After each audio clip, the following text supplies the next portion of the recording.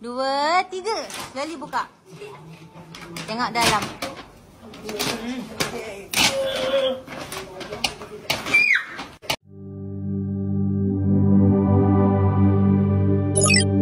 Viral di media sosial, seorang kakak sulung berjaya mencuri perhatian ramai apabila membuat kejutan istimewa kepada ketiga-tiga adiknya sempena hari lahir mereka. Menerusi rakaman yang dikongsikan, kakak yang berhati mulia itu menghadiahkan setiap adiknya sebuah telefon pintar iPhone baru. Reaksi teruja dan sebab adik-adiknya jelas terpancar membuat ramai penonton turut tersentuh. Tindakan kakak itu menerima pujian netizen yang kagum dengan pengorbanannya.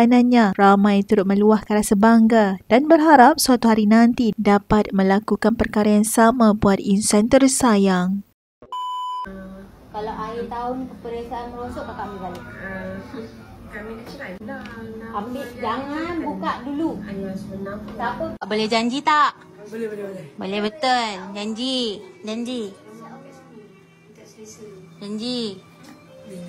1, 2, 3. Sekali buka. Tengok dalam.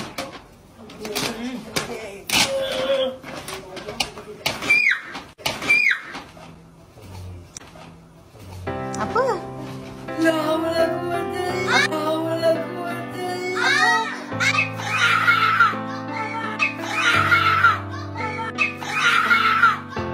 Lili.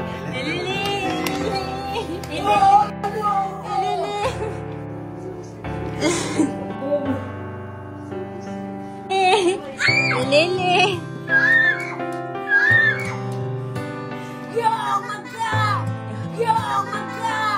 Oh my god!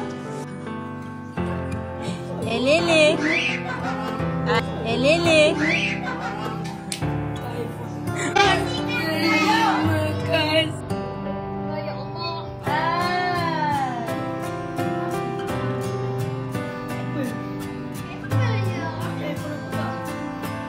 Bukan.